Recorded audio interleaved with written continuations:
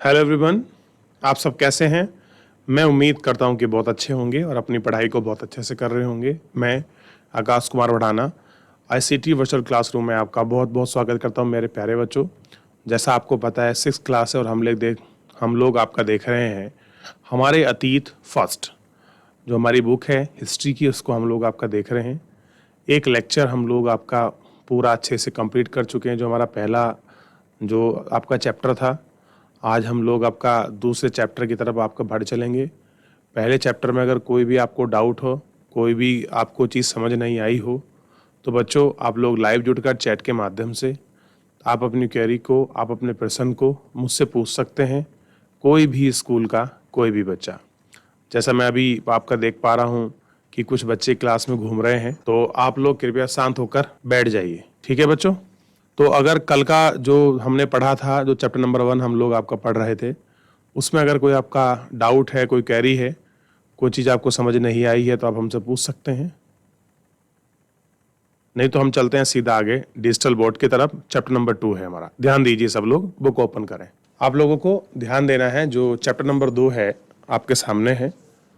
आप एक बार अपनी बुक में देख लीजिए, ठीक है? और आपको ध्यान देना है। चैप्टर नंबर 2 आखेटक, यानी कि जो आपके शिकारी को हम लोग आखेटक कहते हैं। खाद्य संग्रह से भोजन उत्पादक तक, यानी कि पहले एक शिकारी था जो आरंभिक मानव था, फिर वो कैसे फूड को, अपने भोजन को आपका संग्रहित करने लगा, आपके प्रिजर्व करने लगा। उसके बाद फिर वो कैसे भोजन को उत्पादन करने लगा, उस तक का पूरे सफर को हम लोग आज इस लेक्चर के माध्यम से आपका देखेंगे। तो जैसे कि आपको पता है कि हम जब भी कोई चैप्टर प्रारंभ करते हैं, तो हम एक कहानी से, एक स्टोरी के साथ हम चीज़ों को आपका लिंक करके हम लोग अपना चैप्टर को प्रारंभ करते हैं। देखिए, कोई आपके ही क्लास के जैसा बच्चा है और उसका नाम है तुषार। तुषार की रेल यात्रा। तुषार अपने एक रिश्तेदार की शादी में दिल्ली से चेन्नई जा रहा था। कहाँ जा रहा था बच्चों? दिल्ली से चेन्नई जा रहा था। रेल में उसे खिड़की वाली सीट मिल गई, जहां से वह बाहर का नज़ारा देखने में मगन हो गया। क्या हो गया बच्चों? ध्यान देना है। जहां से वो क्या हो गया? बाहर का नज़ारा देखने के लिए आपका मगन हो गया। ठीक है? तेज दौड़ती गाड़ी से उसने देखा कि पेड़ पौधे, घर, खेत खलियान बहुत तेजी से पीछे छूटते जा रहे हैं। और आप इसको व्यवहारिक रूप से देखते हुए कि जब आप कभी ट्रेन में बैठोगे, आप उसका सफर करोगे, तो आप देखेंगे कि बहुत स्पीड में आपको ऐसा लगेगा कि पेड़ पौधे, घर सब बहुत स्पीड में पीछे की तरफ जा रहे हैं। ठीक है? तब उसके चाचा ने उसके कंधे पे हाथ रखकर कहा, पता है, लोगों ने मात्र 150 साल पहले रेल की यात्रा करनी शुरू की थी। ये कह रहा है कि आज से लगभग क्या करेंगे कि 150 साल पहले क्या हुआ था, रेल की जो आपकी यात्रा है वो आपका लोगों ने प्रारंभ की थी। यानी कि उससे पहले क्या सिस्टम रहा होगा आपका ट्रांसपोर्ट का, आपका परिवहन का। लोग एक स्थान से दूसरे स्थान किस तरह से जाते होंगे, आप इसको सोच सकते हैं। या आप लोग यह भी कल्पना कर सकते हैं, हमारे पास रेल गाड़ी,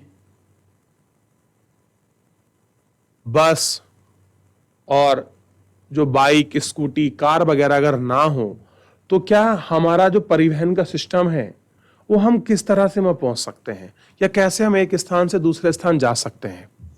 अगर आप देखें तो आज के ज़माने में, आज के समय में ये चीज़ें बड़ी आसान हैं, लेकिन आज से 60 साल पहले, आज से 50 साल पहले, 100 साल पहले, 150 साल पहले ये चीज़ें बड़ी कठिन और बहुत दुर्लभ थी। देखिए, बस तो इसके कुछ दशक के बाद आई, तो साफ सोचने लगा कि जब लोगों के पास आने जाने के लिए तेज रफ्तार वाली सवारी नहीं थी, तो क्या वे यात्रा नहीं करते थे? अब बताइए कि जब उनके पास आपका तेज रफ्तार वाली आपकी सवारी नहीं थी, तो क्या लोग आपकी यात्रा करते थे कि नहीं करते थे? क्या वे अपनी सारी जिंदगी में एक ही जगह पर आपका बिताया करते थे या नहीं? ऐसी बात नहीं है। अब देखिए, उसके मन में बहुत सारे प्रश्न उठे।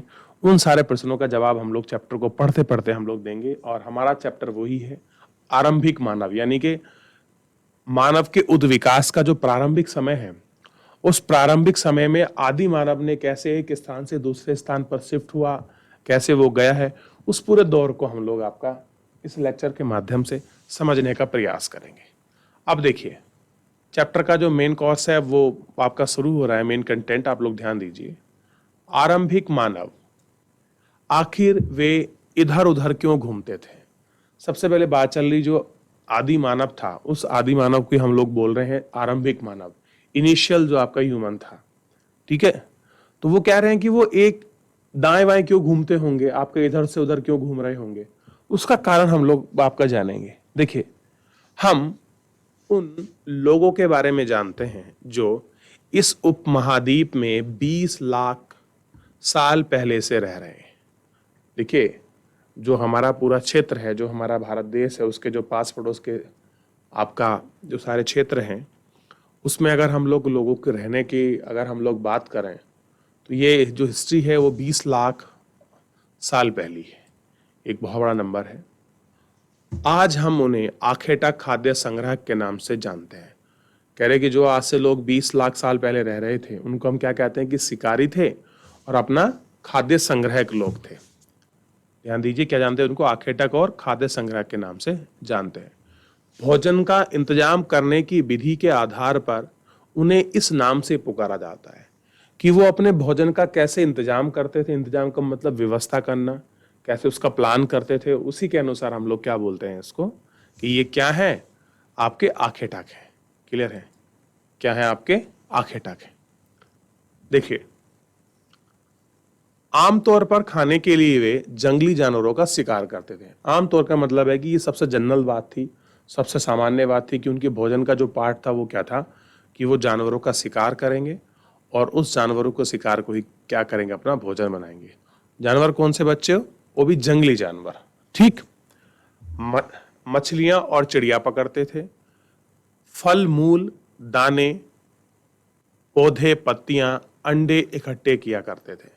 यानी कि जो भी उनको नेचुरल आपकी खाने की चीजें उनको मिलती थी, चाहे फूल हो, कंदमूल मतलब जो आपकी जड़ें हों, और पेड़ पौधों के पत्ते हों, अंडे होते थे जो कि आपके पक्षी वगैरह देते थे, आपके जमीन में छोड़ते थे, चाहे वो खाएं या फिर जानवरों को खाएं, यही इनका मेन पार्ट था। ठीक, अब देखिए, उसी मेन पार्ट में जब ये लोग खाना आपके इकट्ठा करते थे तो फिर उसको वो स्टोर भी करते थे, आपका प्रिजर्व भी करते थे कि चलो आज के लिए तो हमारा सफिशिएंट है, कल को जरूरत पड़ेगी तो हम इसको ही हम लोग खा सकते हैं। अब देखिए, यही जो एक विचार आया उनके माइंड में कि हम जो आज हम हमारे लिए जितना पर्याप्त है बाकी शेष हम लोग कल देखेंगे, यही वो संग्रहक थे। और यहां से ही मान लीजिए उनका उद विकास का जो दौर है वो आपका प्रारंभ है। देखिए, आखेटक खाद्य संग्रहक समुदाय के लोग एक जगह से दूसरी जगह पर घूमते थे।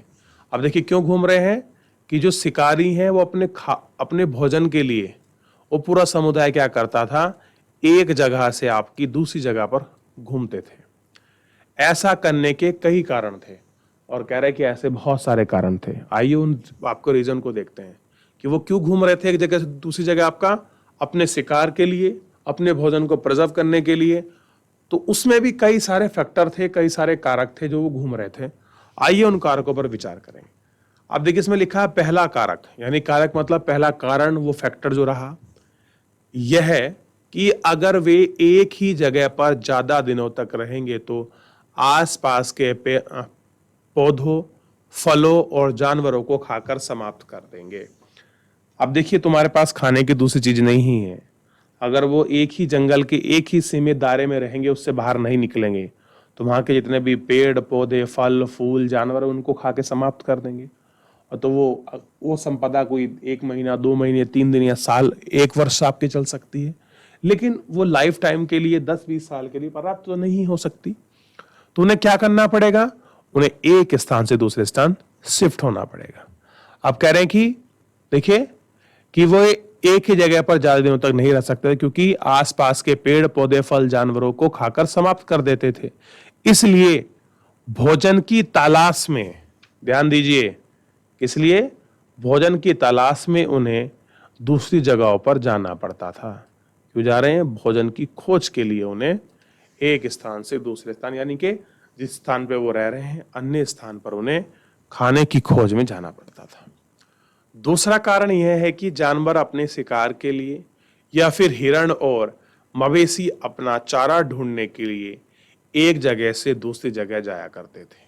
अब देखिए, दूसरा वो कारण बता रहे हैं कि दूसरा रीजन क्या है, आप इसको समझिए।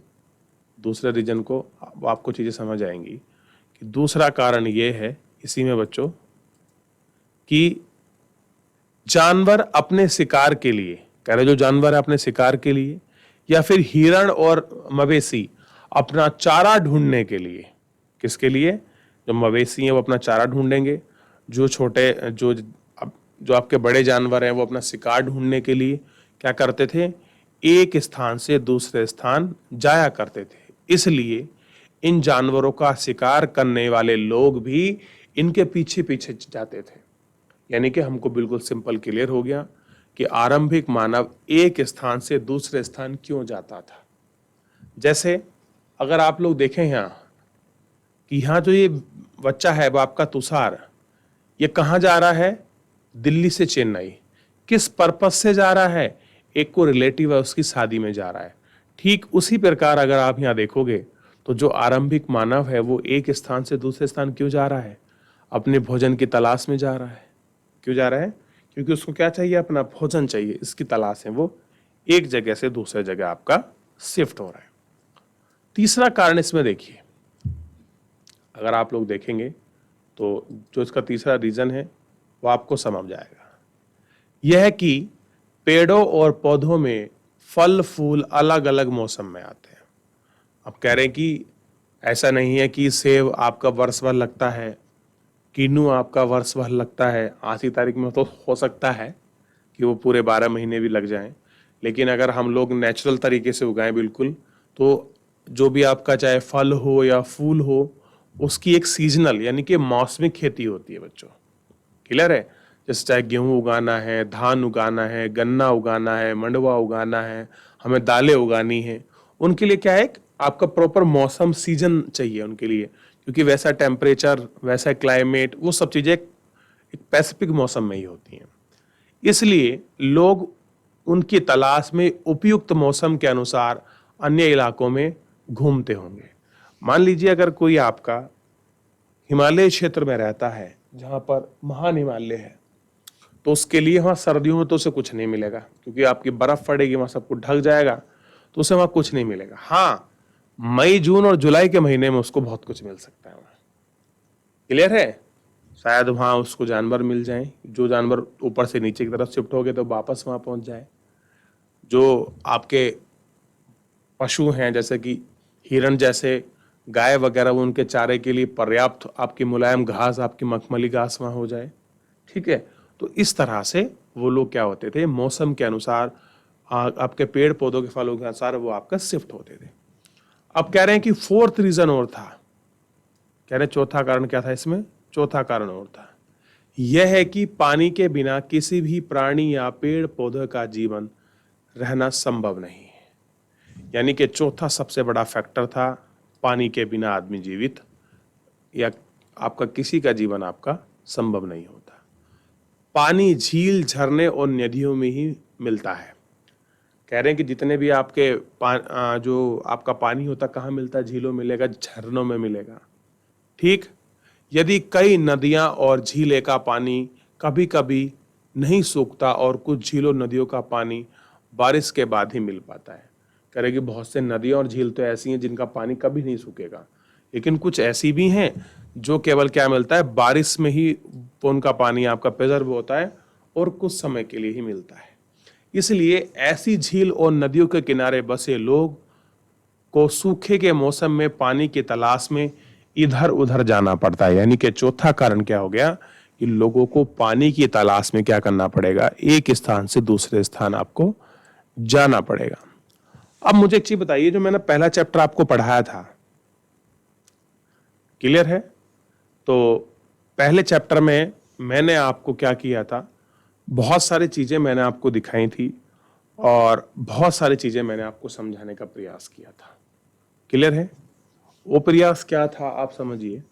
मैंने ये कहा था कि कहां पर मानव आरंभिक रूप से आपका बसना प्राप्त हुआ, ऐसा क्या कारण है कि जो आरंभिक आपके नगर बसे हैं वो आपका सिंधु की जो सहायक नदी है वहां बसे हैं, और उसके बाद कई सौ वर्ष के बाद जो गंगा की सहायक नदियां हैं उसके पास आपके नगरों का विकास हुआ है।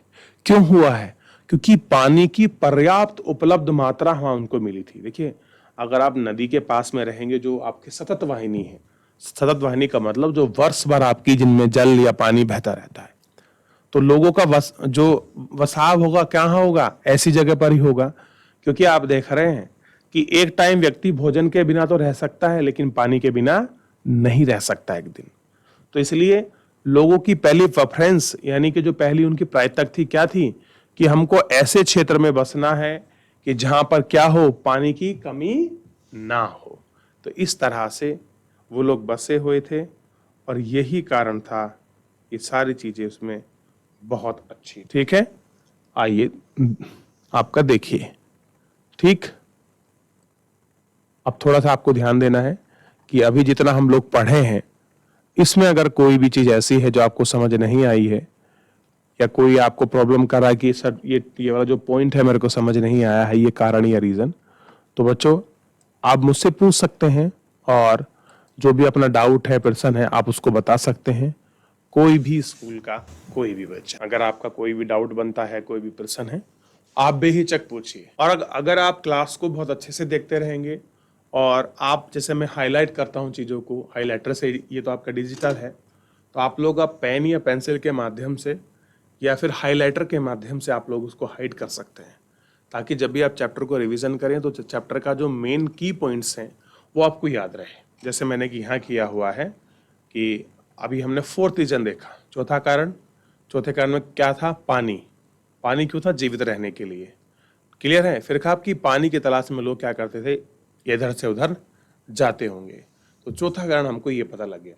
तो फिर हम उसका रीजन लगा सकते हैं कि क्यों होगा, क्योंकि शायद आपकी नदियां, झरने, झील सूख जाते होंगे, इस वजह से लोग शिफ्ट कर रहे होंगे।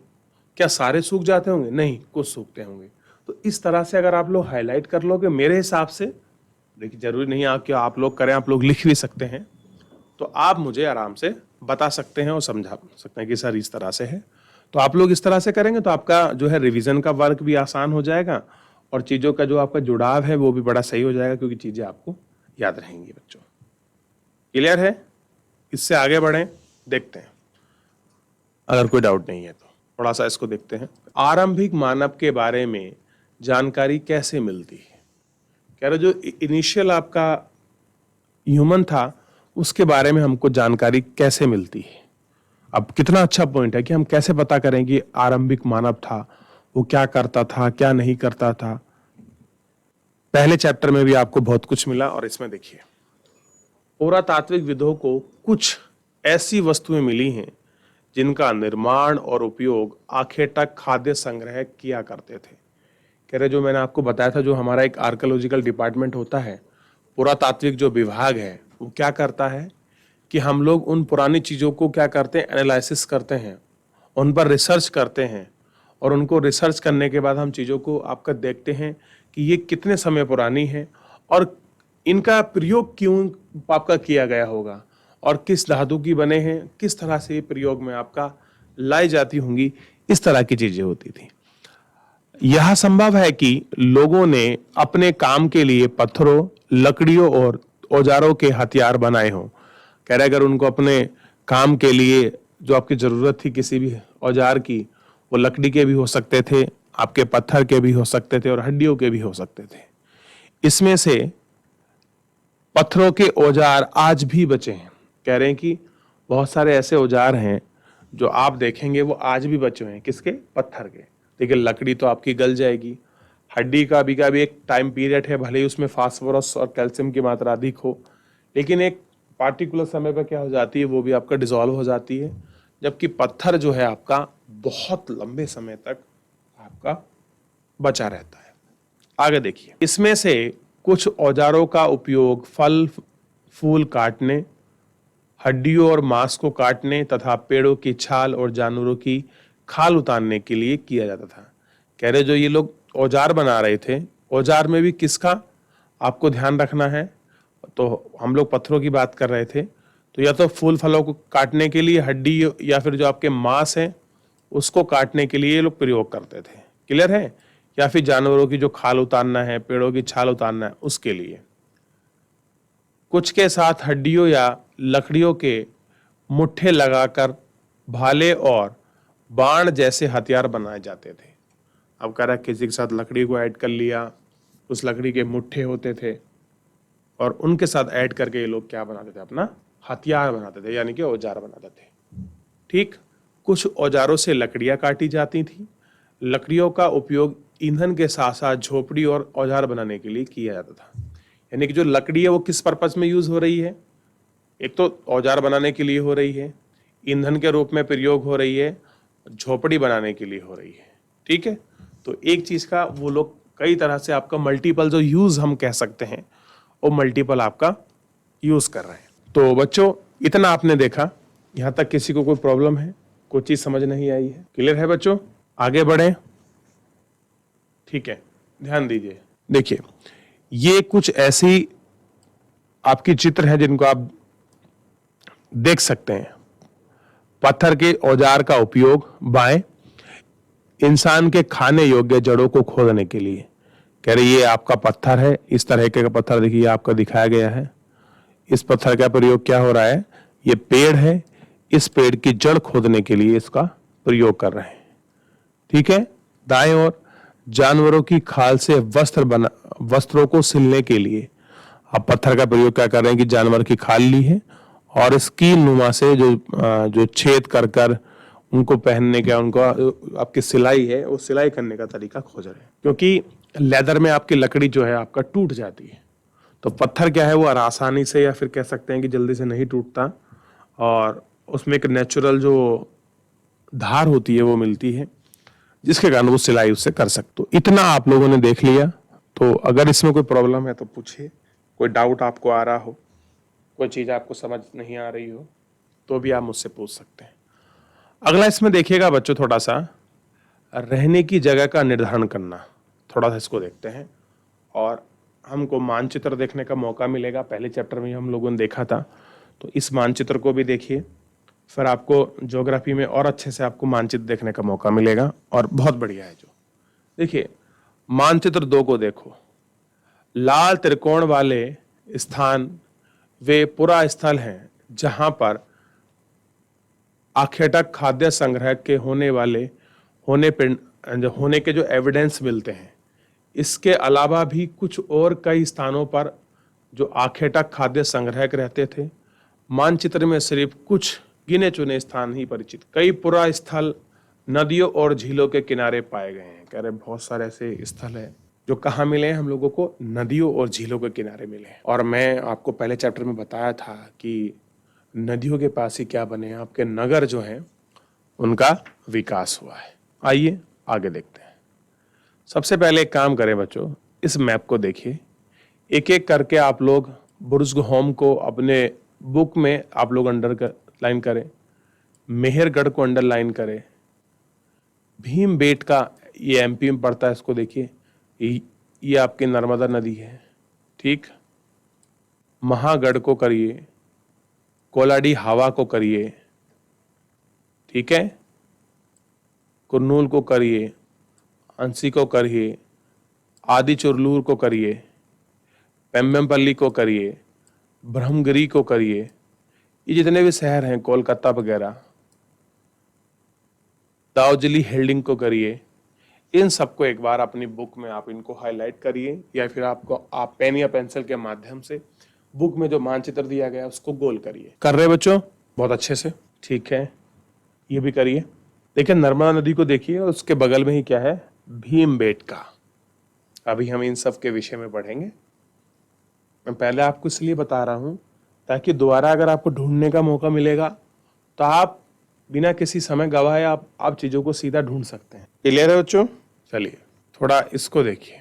चूंकि पत्थर के उपकरण बहुत महत्वपूर्ण थे, इसलिए लोग ऐसी जगह ढूंढते रहते हैं जहां अच्छे पत्थर मिल सके। अब देखिए जब पत्थर इंपॉर्टेंट है तो वो लोग क्या ढूंढते होंगे, शायद ऐसी जगह ढूंढते होंगे जहाँ के पत्थर उनको अच्छी तरह से आपको मिल सकें और आप उनको देख सकें। अब ऐसा ही एग्जाम्पल है आपका, इसको भी देखेंगे, लेकिन सबसे पहले एक मानचित्र हमको मिला है, इसको पढ़ेंगे। थोड़ा उससे पहले देखिए भीमबेटका, अभी मैं आपको जिसका जिक्र कर रहा था, मैं आधुनिक मध्य प्रदेश इस पुरा स्थल पर गुफाएं, कदाराएं मिली हैं। देखिए कुछ गुफाएं मिली हैं, कुछ अलग सी चीजें मिली हैं। लोग इन गुफाओं में इसलिए रहते थे क्योंकि यहाँ उन्हें बारिश और धूप और हवा से राहत मिलती थी। राहत का मतलब है बचाव होता था। ठीक, ये गुफा नदी घाटी के पास है। क्या तुम बता सकते हो कि रहने के लिए लोगों ने यहाँ जगह क्यों चुनी?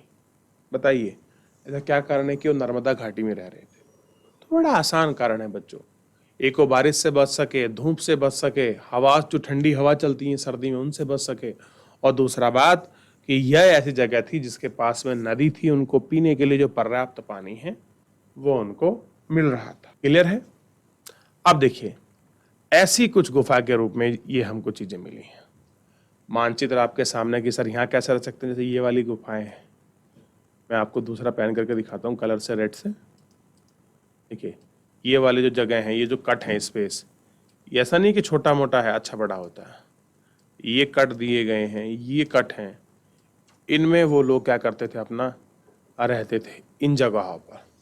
तो ऐसी जगह हमको आरंभिक जगह में मिली, और मध्य प्रदेश का जो भीमबेटका है वहां पर ऐसी गुफाएं हम लोगों को मिली। क्लियर है बच्चों? ये आपको ध्यान देना है। चलिए आगे बढ़िए। क्लियर है? अब देख लिया आप लोगों ने। अब एक बार इस चित्र को देखिए। इस चित्र को देखने के बाद क्या मिलेगा? शैल चित्र। इनसे हमें क्या पता चलेगा? अब देखिए, एक गुफा में इस तरह का चित्र बना हुआ। अब मुझे बताइए, ये चित्र जो है क्या मैसेज देने की कोशिश की? भाई ऐसा क्या पर्पज है कि उस व्यक्ति ने, जो आरंभिक मानव था, उसने इस शैल के माध्यम से, जो लिखने का कुछ कोयला, चाक वाक जो भी रहा हो, उस माध्यम से उसने इसको समझाने का प्रयास किया। बताइए, जिन गुफाओं में लोग रहते थे उनमें से कुछ की दीवारों पर चित्र मिले हैं। इनमें से कुछ उदाहरण मध्य प्रदेश के दक्षिणी और उत्तर प्रदेश की जो गुफा हैं उनसे मिले चित्र हैं। इसमें जंगली जानवर की बड़ी कुशलता से सजीव चित्रण किया गया है। क्या किया गया है? सजीव जो आपका चित्रण है वो किया गया है। ठीक है, ये आपको समझ आना चाहिए। आप इन दोनों इमेज को देख लीजिए। अच्छा, क्यों बनाया होगा उन्होंने ऐसा चित्र? अगर मैं आपसे पूछूं बच्चों, बताइए क्यों बनाया गया होगा? तो बच्चों, आज के इस लेक्चर के अंतर्गत हमने ये देखा कि जो आरंभिक मानव था वो एक स्थान से दूसरे स्थान क्यों जाया करता था। उसके जो चारों रीजन थे, उन चारों रीजन को हम लोगों ने बहुत अच्छे से देखा, उन सारे कारणों को हमने बहुत अच्छे से पढ़ा। साथ ही में बच्चों, और जो चीज़ें थी कि जो मानव था वो आरंभिक में मानव कहाँ रह रहा था, उसके स्थान को हमने देखा।